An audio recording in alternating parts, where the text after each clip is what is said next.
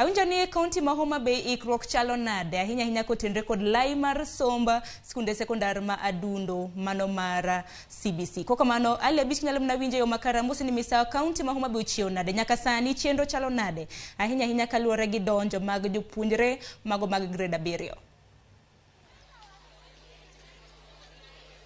Erokamano ahinya Sharon Onga wachiwo maber e Homa Bay County kaendi kendo mana kaka wacho ne kalo ko twak mwadhigo nyime kawuono en odiochieng' ma bende jopuonjre manotimo grade 6 osebedo ka rito gi leo kaachiel kod jonyuolgi mondo gichak ayanga chenro mag somo e junior secondary ma bende chakore ayanga odiochieng' ma kawuono e Kenya mangima. Sharon, Homa Bay County kaendi en achiel kuom nigi kond skunde mathoth ma bende ne sirkal osepuodho mondo bi otim e chenro mar junior secondary school. Mana kaka inyalo neno kaendi wantiere e Shauri Yako Primary School ma en achiel kuom skunde maromo 764 mag piny owacho ma bende ne sirkal osepuodho mondo chenro mar junior secondary school odhi nyime, kendo kaka inyalo neno nitie jopuonjre kaendi ma nigi uniform mopogore gi mane gin go higa mokalo. Ka inyalo neno ka nitiere uniform, nitie jopuonjre morwako long manyiso ni sani koro gin jogo eko madhi secondary madundo kata junior secondary school, ka bende jopuonjre mamoko mantie grade 6 kaduogo chien ne kod uniform mapile mane gisebedo ka gidhigo nyime e chenro mag somo e Shauri Yako Primary School kaendi, ka jopuonjre eko ma kawuono donjo e junior secondary school e Shauri Yako Primary School kaendi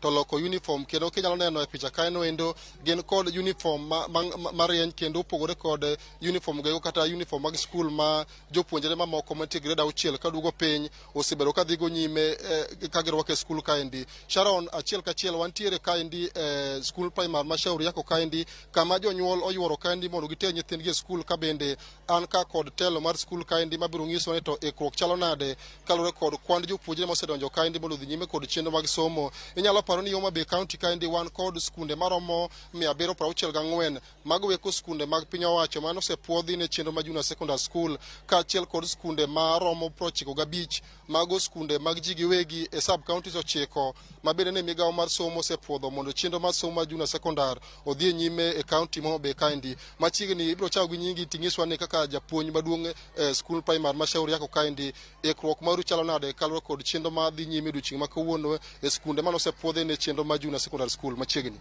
Erokamano gi nyinga japuonj John Omolo mar Shauri Yako Primary School, kendo wago erokamano ne odiochieng' ma kawuono mana kaka isewacho ni wasebedo kwa rite jopuonjre maromo 189 mano otimo penj margi e grade 6. Ng'eny gi oduogo kod jonyuolgi mondo gikaw thuolo mar chako somogi mar grade 7, kendo nitiere skunde mag ji giwegi ma bende oluoro area mar Shauri Yako slum mane ok oyudo thuolo mondo oyud host grade 7. Gin bende kaka inyalo neno parents mang'eny owuok e skunde kokelo nyithindo. King'iyo bado kokachich nitiere story building mantie kanyono.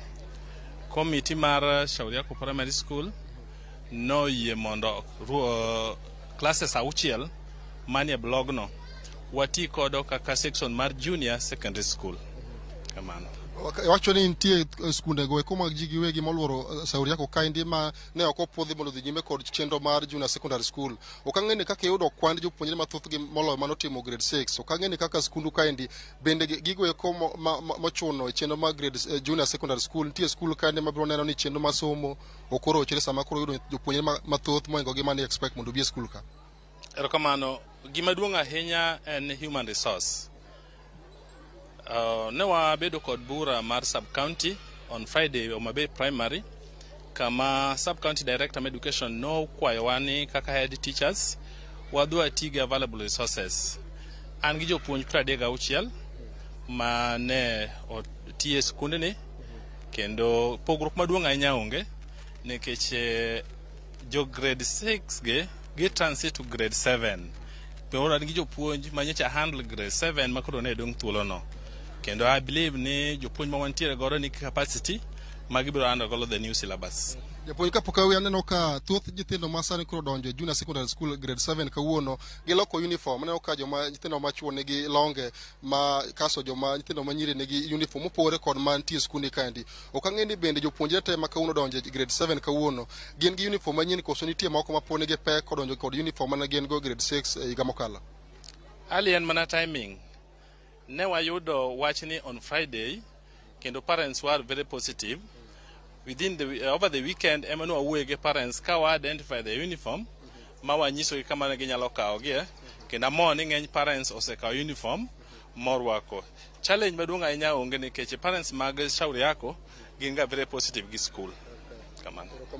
Sharon bende an kod bako kuom jonyuol ma bende okelo nyithindgi e skul kaendi. Wasebedo kwaneno kata ahinya te county Homa Bay ka kod counties mamoko ka ng'ur bedo ahinya kuom jonyuol ka achiel kod joma nitie sekta mar somo ka ging'ur ni chenro mar lai manyien mar somo niendi pek kendo kelo pek maduong' ahinya jonyuol. Ka ng'eni achiel kaka in achiel kuom jonyuol mokelo nyithindgi kaendi.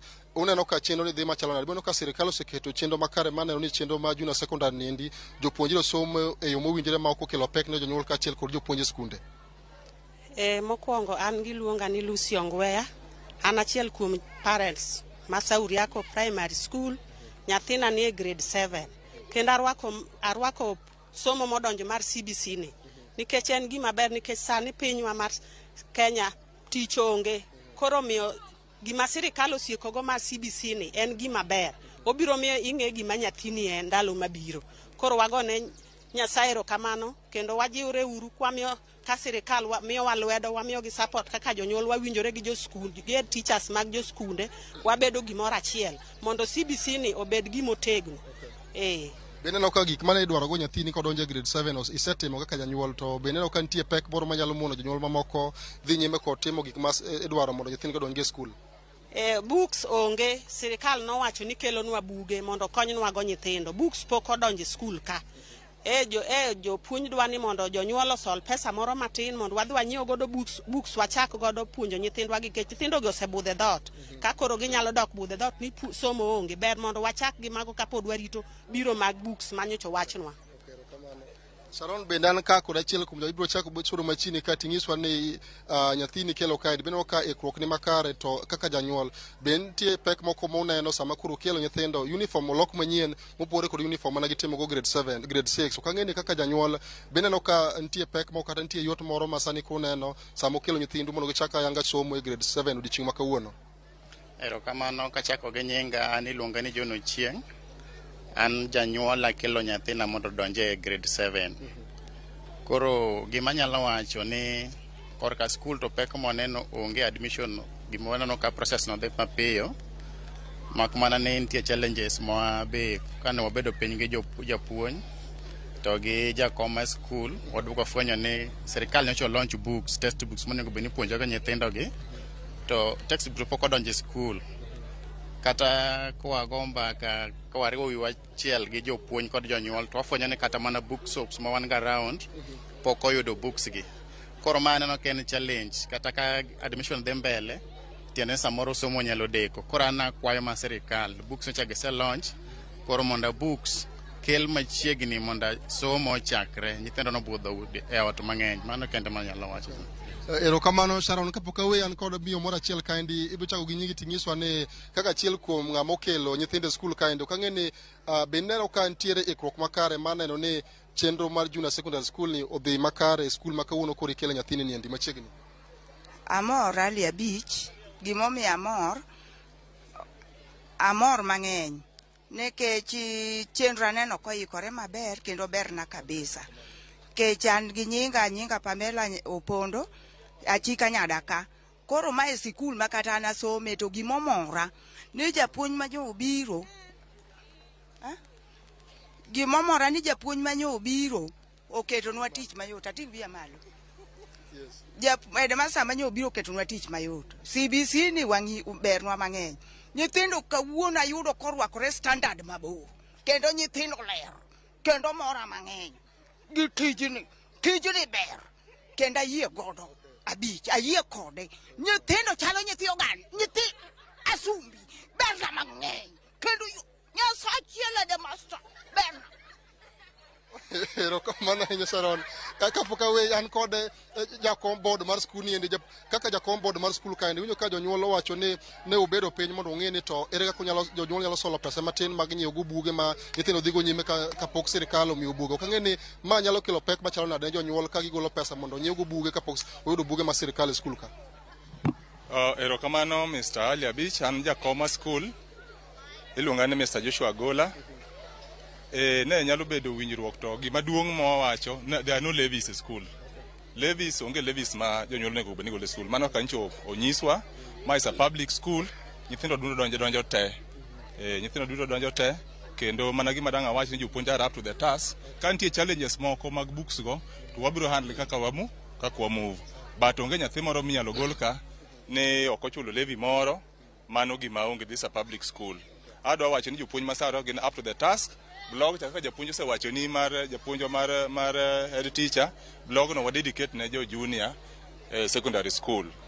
To gima dang' amedo wacho kendo en ni jopuonj mantiere ka they are up to the task nikech ang'o ng'eny gi nigi degree.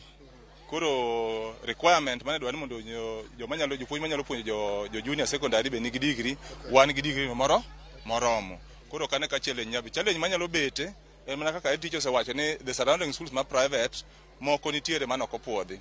Koro ang'e ni wadhi bedo gi namba mang'eny moloyo namba mane wan go 198. Koro wanyalo bedo kata over 200 nikech ok oyienwa be ok oyie mondo wagol nyathi moro no ok yud somo samo chakore. I believe ni challenges ng'eny, but we are going to handle them as we are going, but there are no levies. Jonyuol wacho kamano, mano wanyalo neno bang'e nikech sirkal be nyalo kelo pesa pok obiro madang' tim gimoro amora. Koro gimonya bedo winjruok, lakini as at now there are no levies. Erokamano. Sharon, mano achiel kachiel ne waloso kod jonyuol kendo no ka thoth gi moloso ka endi mor mokalo kalwa kod chenro ma sani koro chakore mar junior secondary kendo neno ka thoth jonyuol pako mokalo uniform manyien ma sani koro nyithindgi madonjo grade 7 nego ka achiel kod chenro ma bende giwacho ni osekete skul ka endi mar konyo neno ni chenro mar somo mar grade 7 junior secondary school odhi makare skul ka endi. Pod wabro dhi nyime kod wuoth e skunde ka achiel kod ng'iyo ng'ur ma jonyuol kata jopuonj ne godo kalwa kod odiochieng' ma kawuono masani koro chenro mar chako somo ne junior secondary grade mar 7 chakore ayanga piny Kenya mangima kandi. Sharon. Erokamano ahinya Ali Abich, wawinji e yo makare kendo erokamano ahinya kuom kelonwa chakruok mar lai mar somb sekondar ma adundo. Nitiere miyo momora kanyo ma bende koro wacho ni nyithindo rwakre ma standard. Erokamano ahinya Abich. Kok manya koro mgejwang' na jafwambo marwa Ali Abich achiel kachiel kowuok e kaunti ma Homa Bay. Jonyuol mor mokalo nyithindo mantiere e skul sekondar ma Shauri Yako mane kaunti ma Homa Bay bende neno kanyo nyithindo mantiere e grade 7 giserwako longe, nyithindo ndisore kanyo.